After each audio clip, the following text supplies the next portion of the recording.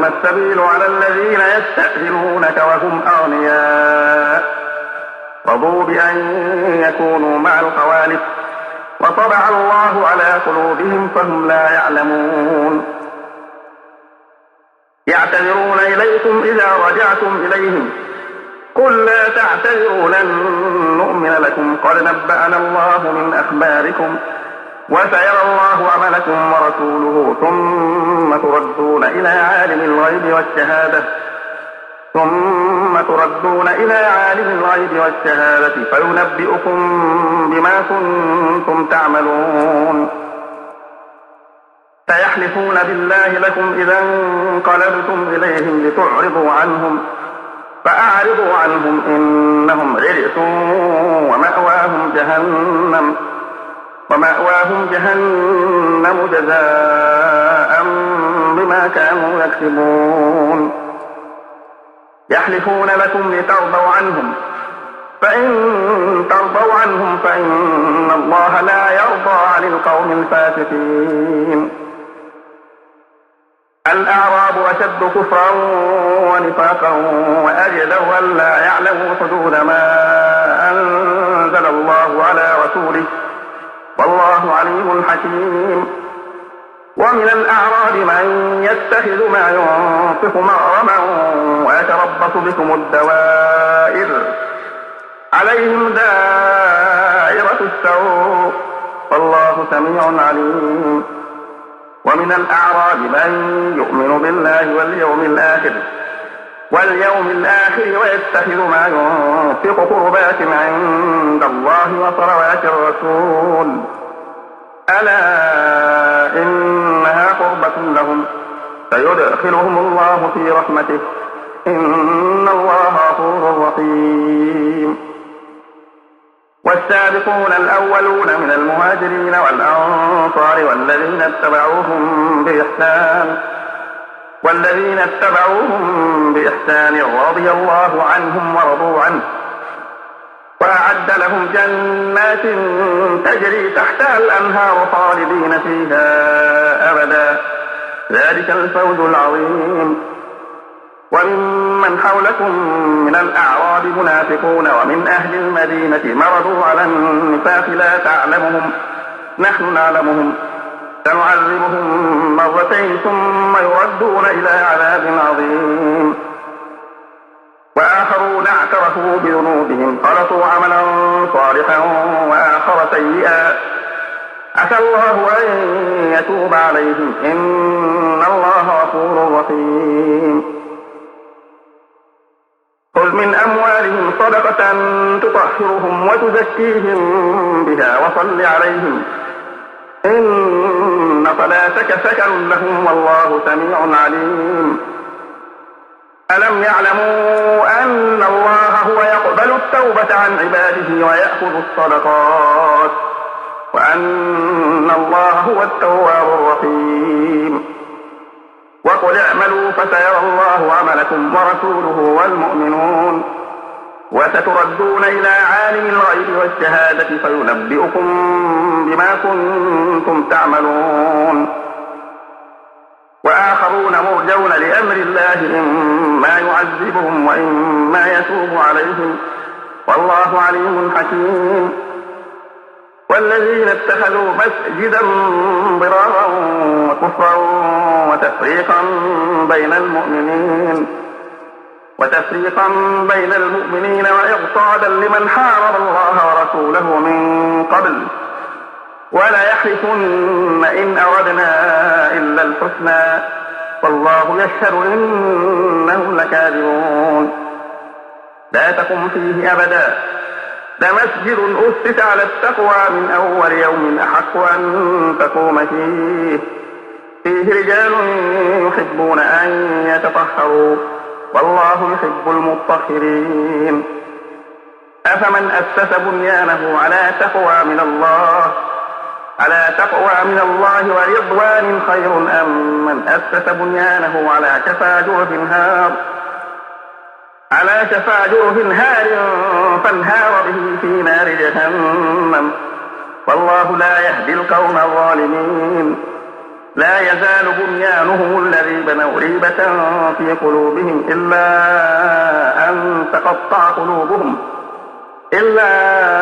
أن تقطع قلوبهم والله عليم حكيم.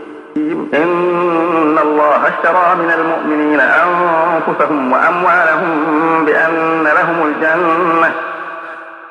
يقاتلون في سبيل الله فيقتلون ويقتلون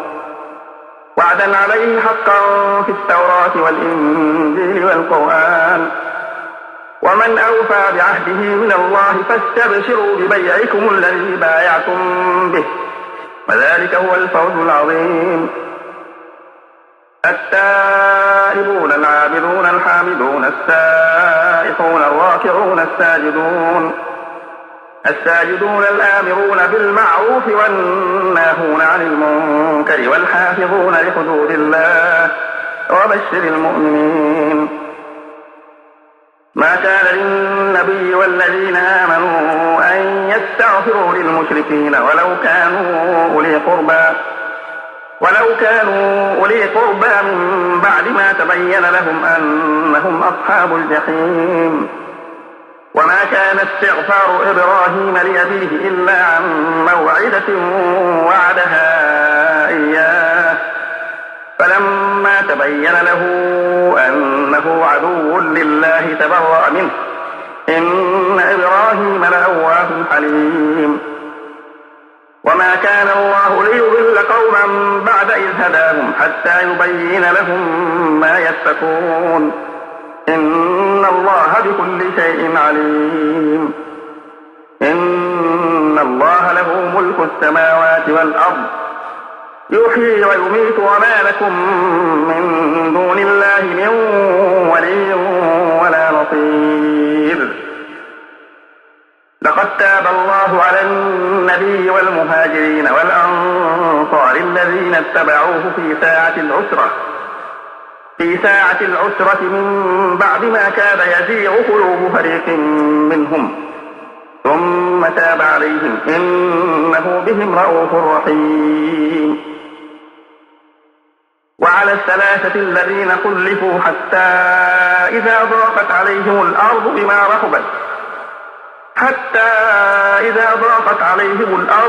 رحبت وضاقت عليهم أنفسهم وظنوا أن لا ملجأ من الله إلا إليه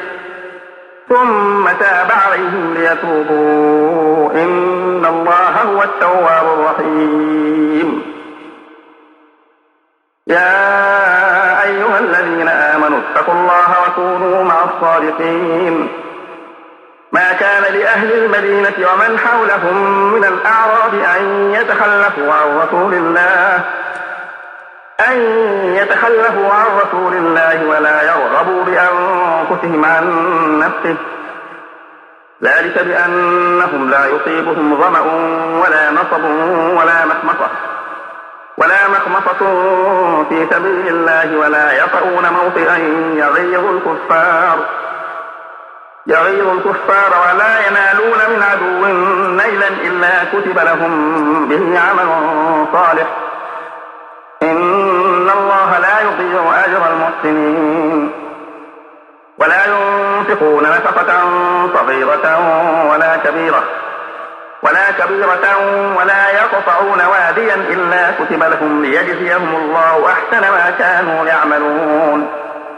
وما كان المؤمنون لينفروا كافة فلولا نفر من كل فرقة منهم طائفة ليتفقهوا في الدين ولينذروا قومهم إذا رجعوا إليهم لعلهم يحذرون.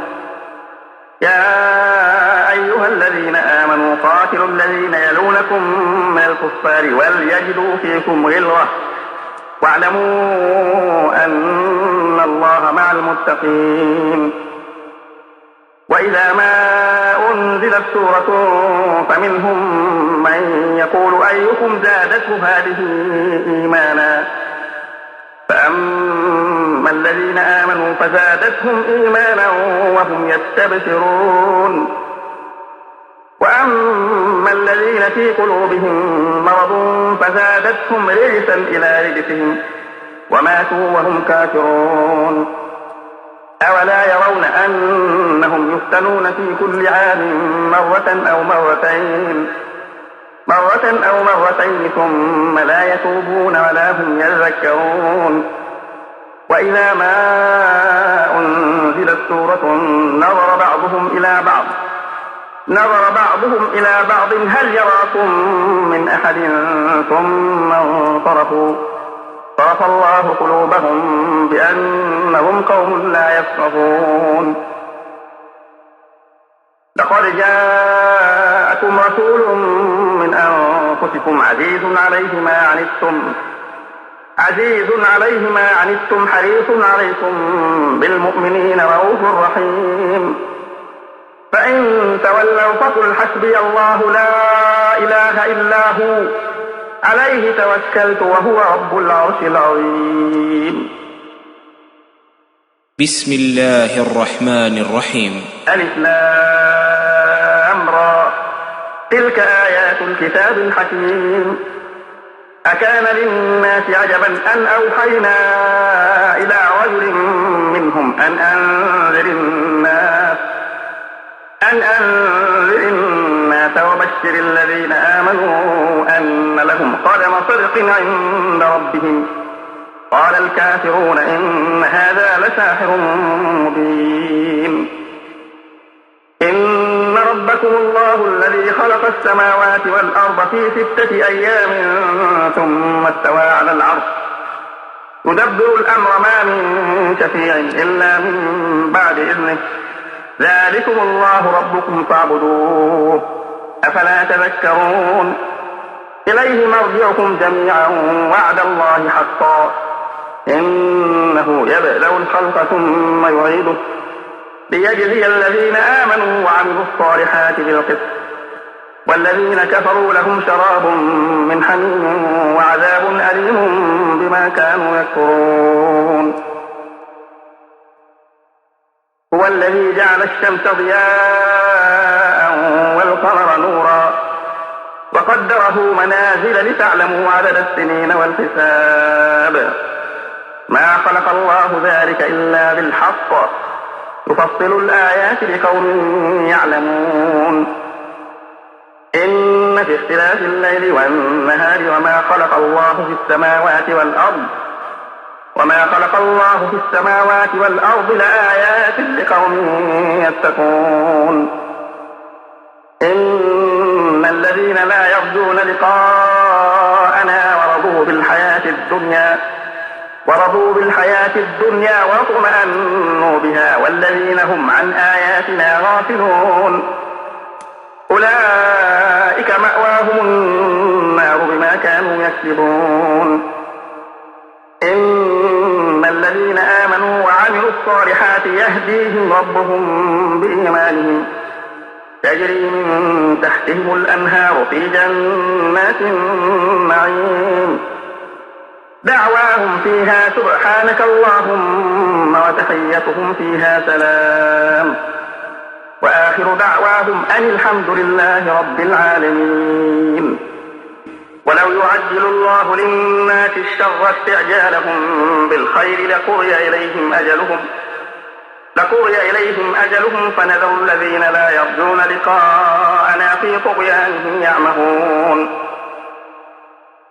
وإذا مس الإنسان الضر دعانا لجنبه أو قاعدا أو قائما فلما كشفنا عنه ضره مر كأن لم يدعنا إلى ضر مسه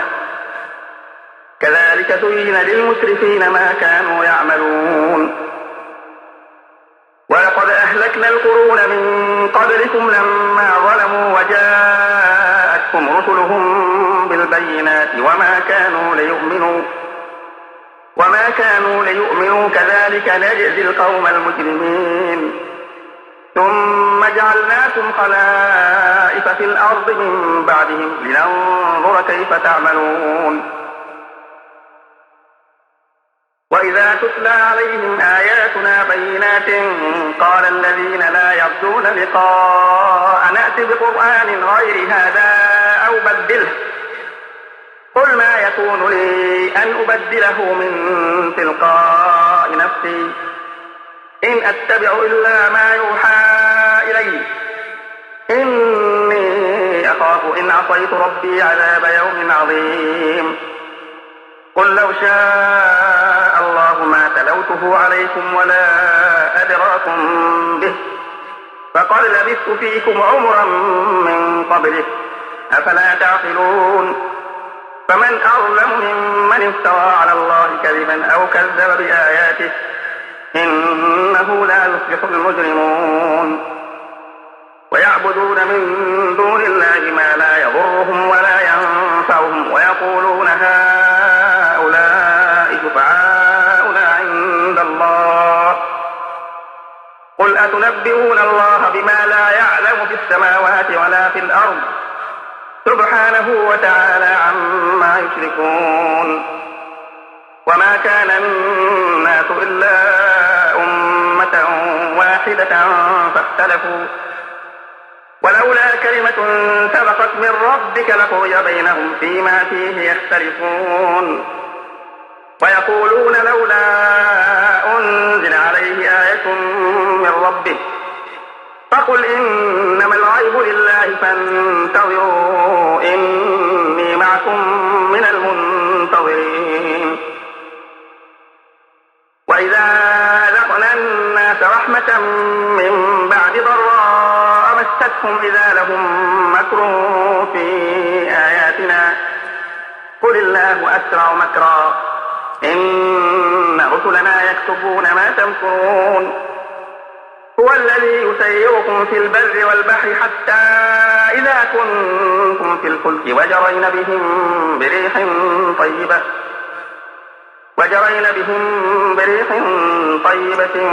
وفرحوا بها جاءتها ريح عاصف وجاءهم الموت من كل مكان وظنوا أنهم محيط بهم دعوا الله مخلصين له الدين لئن أنجيتنا من هذه لنكونن من الشاكرين فلما أنجاهم إذا هم يبغون في الأرض بغير الحق يا أيها الناس إنما بغيكم على أنفسكم متاع الحياة الدنيا ثم إلينا مرجعكم فننبئكم بما كنتم تعملون إنما مثل الحياة الدنيا كماء إن أنزلناه من السماء فاختلط به نبات الأرض مما يأكل الناس والأنعام حتى إذا أخذت الأرض زخرفها وزينت وظن أهلها أنهم قادرون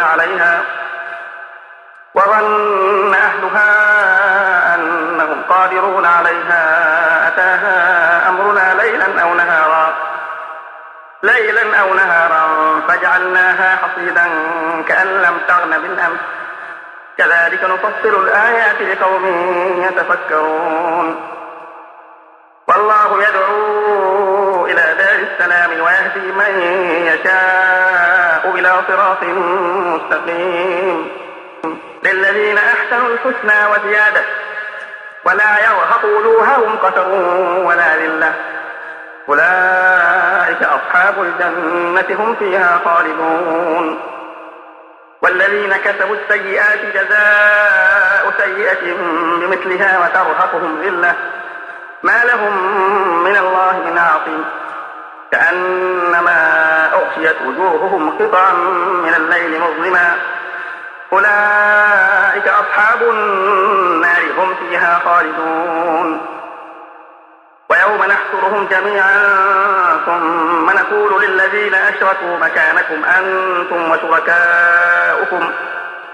فزيلنا بينهم وقال شركاؤهم ما كنتم إيانا تعبدون فكفى كفى بالله شهيدا بيننا وبينكم إن كنا عن عبادتكم لغافلين هنالك تبلو كل نفس ما أسلفت وردوا إلى الله مولاهم الحق وضل عنهم ما كانوا يفترون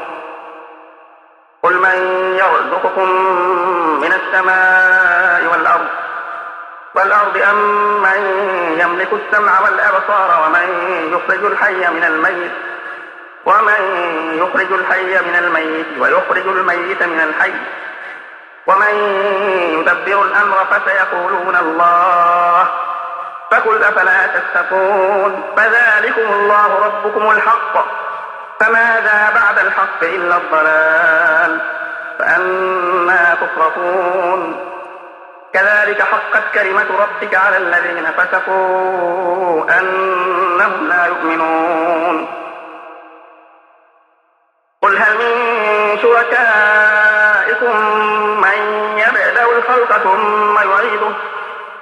قل الله يبدأ الخلق ثم يعيده فأنى تؤفكون قل هل من شركائكم من يهدي إلى الحق قل الله يهدي للحق أفمن يهدي إلى الحق أحق أن يتبع أم من لا يهدي إلا أن يهدى فما لكم كيف تحكمون وما يتبع أكثرهم إلا ظنا إن الظن لا يغني من الحق شيئا إن الله عليم بما يفعلون وما كان هذا القرآن أن يفترى من دون الله ولكن تصديق الذي بين يديه وتفصيل الكتاب لا ريب فيه من رب العالمين أم يقولون افتراه قل فأتوا بسورة مثله وادعوا من استطعتم من دون الله إن كنتم صادقين بل كذبوا بما لم يحيطوا بعلمه ولما يأتهم تأويله كذلك كذب الذين من قبلهم فانظر كيف كان عاقبة الظالمين ومنهم من يؤمن به ومنهم من لا يؤمن به وربك أعلم بالمفسدين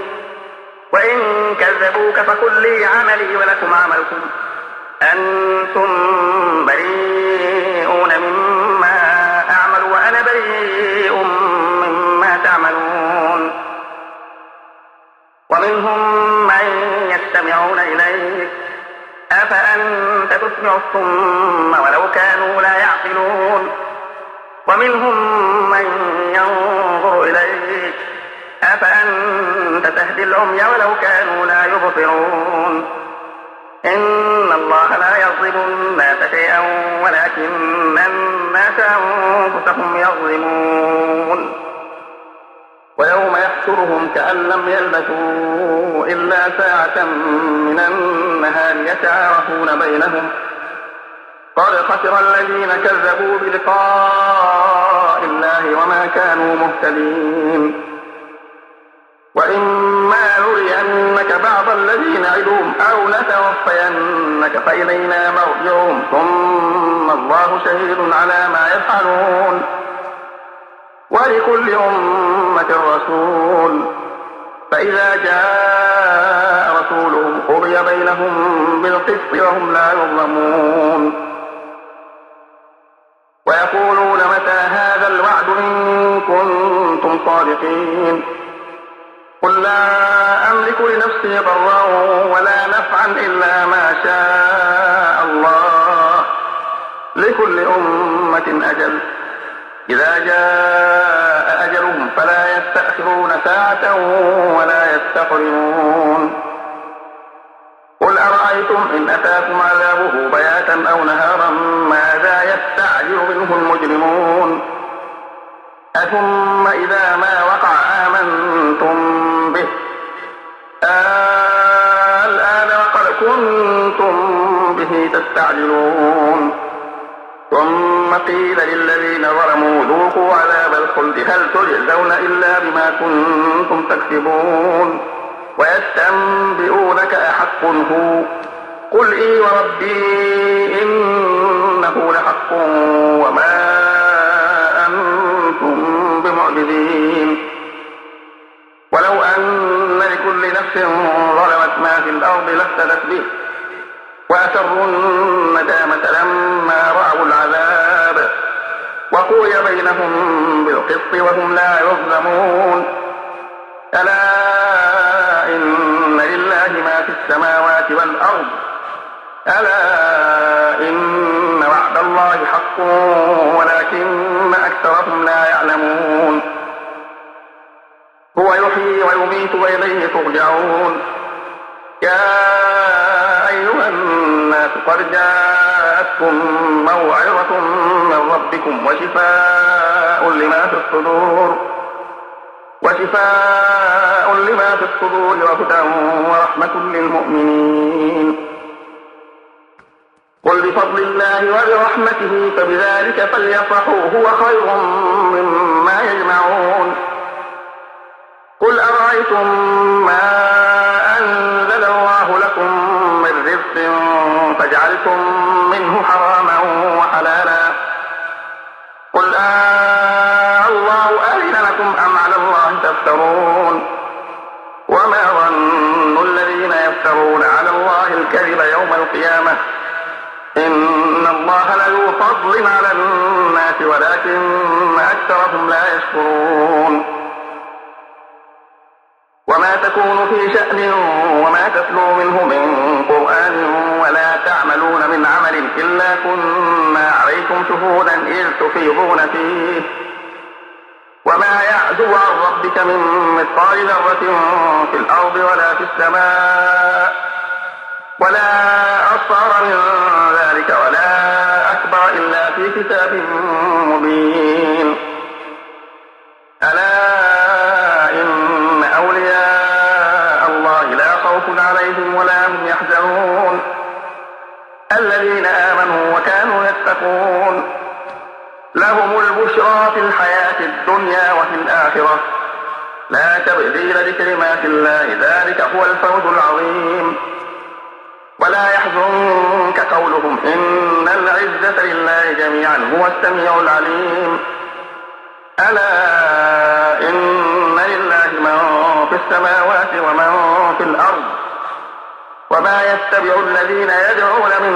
دون الله شركاء إن يتبعون إلا الظن وإن هم إلا يخرصون. هو الذي جعل لكم الليل لتسكنوا فيه والنهار مبصرا إن في ذلك لآيات لقوم يسمعون. قالوا اتخذ الله ولدا سبحانه هو الغني له ما في السماوات وما في الأرض إن عندكم من سلطان بهذا أتقولون على الله ما لا تعلمون. قل إن الذين يفترون على الله الكذب لا يفلحون. متاع في الدنيا ثم إلينا مرجعهم ثم نذيقهم العذاب الشديد بما كانوا يكفرون. واتل عليهم نبأ نوح إذ قال لقومه يا قوم إن كان كبر عليكم مقامي وتذكيري بآيات الله فعلى الله توكلت فأجمعوا أمركم وشركاءكم ثم لا يكن أمركم عليكم أمة ثم قضوا إلي ولا تنظرون. فإن توليتم فما سألتكم من أجر إن أجري إلا على الله وأمرت أن أكون من المسلمين. فكذبوه فنجيناه ومن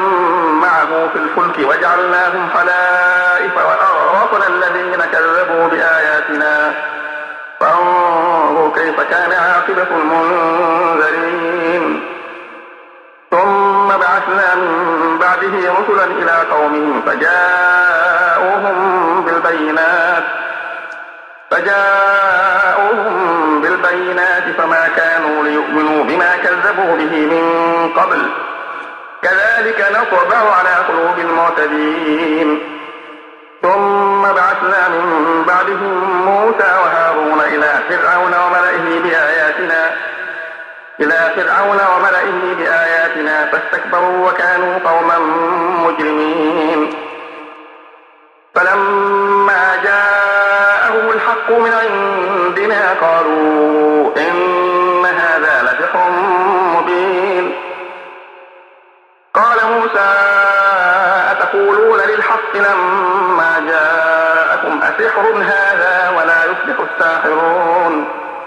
قالوا أجئتنا لتلفتنا عما وجدنا عليه آباءنا وتكون لكم الكبرياء في الأرض وما نحن لكما بمؤمنين. وقال فرعون ائتوني بكل ساحر عليم. فلما جاء السحرة قال لهم موسى ألقوا ما أنتم ملقون. فلما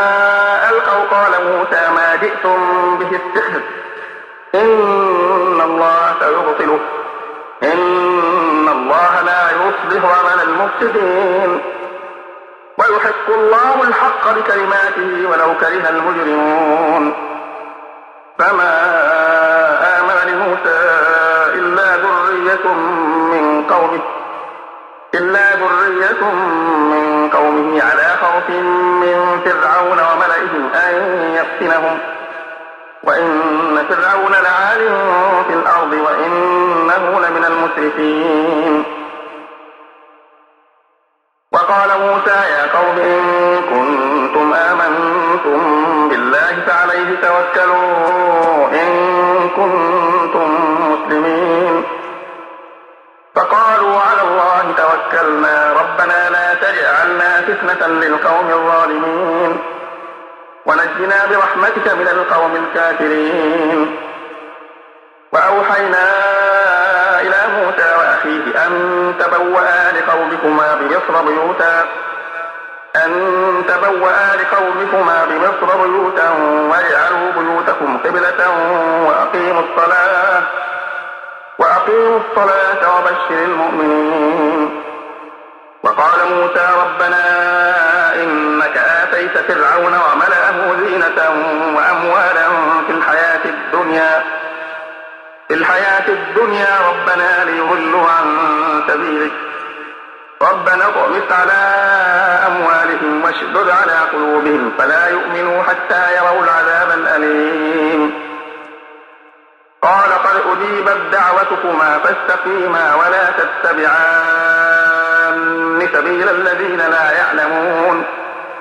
وجاوزنا ببني إسرائيل البحر فأتبعهم فرعون وجنوده بغيا وعدوا حتى إذا أدركه الغرق قال آمنت أنه لا إله إلا الذي آمنت به بنو إسرائيل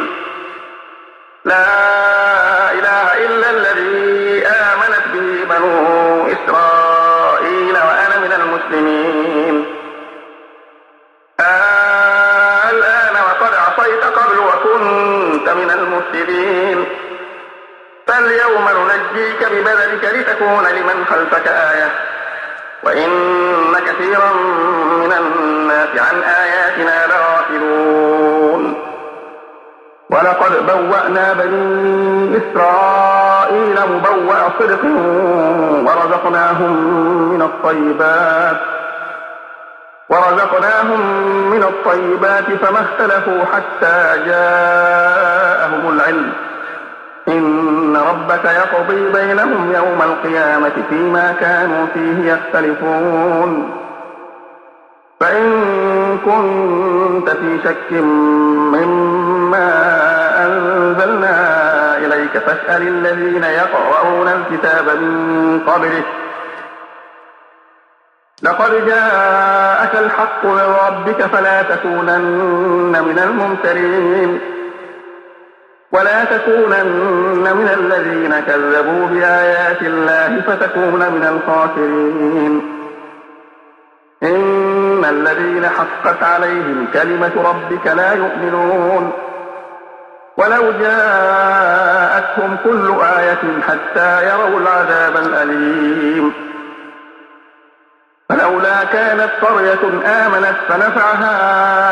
إيمانها إلا قوم يونس لما آمنوا كشفنا عنهم عذاب الخزي في الحياة الدنيا ومتعناهم إلى حين ولو شاء ربك لآمن من في الأرض كلهم جميعا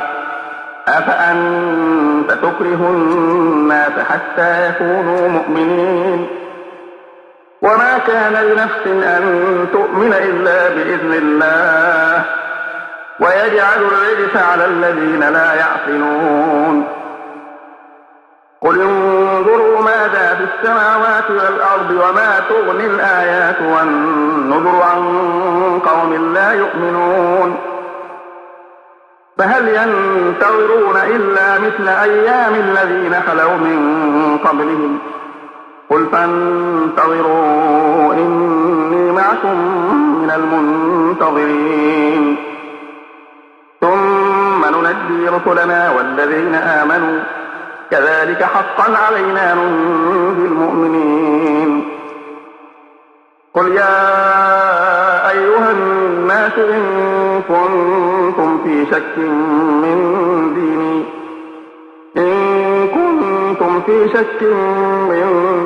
فلا أعبد الذين تعبدون من دون الله ولكن أعبد الله الذي يتوفاكم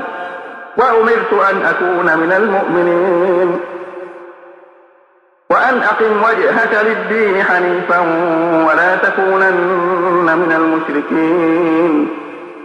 ولا تدع من دون الله ما لا ينفعك ولا يضرك فإن فعلت فإنك إذا من الظالمين وإن يمسك الله بضر فلا كاشف له إلا هو وإن يردك بخير فلا راد لفضله يصيب به من يشاء من عباده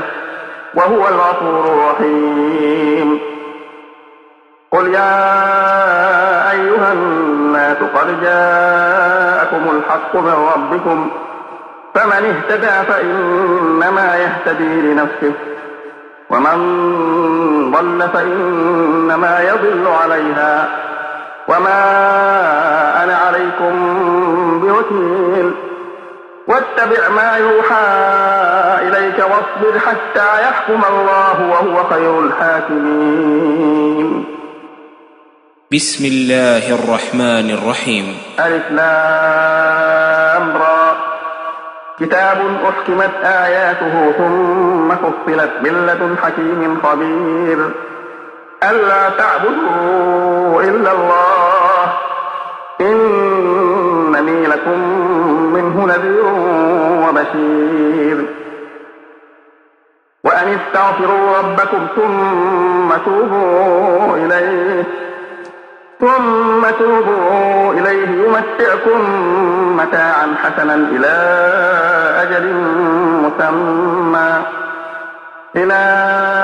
أجل مسمى ويؤتي كل ذي فضل فضله وإن تولوا فإني أخاف عليكم عذاب يوم كبير إلى الله مرجعكم وهو على كل شيء قدير ألا إنهم يثنون صدورهم ليستخفوا منه ألا حين يستغشون ثيابهم يعلم ما يسرون وما يعلنون إنه عليم بذات الصدور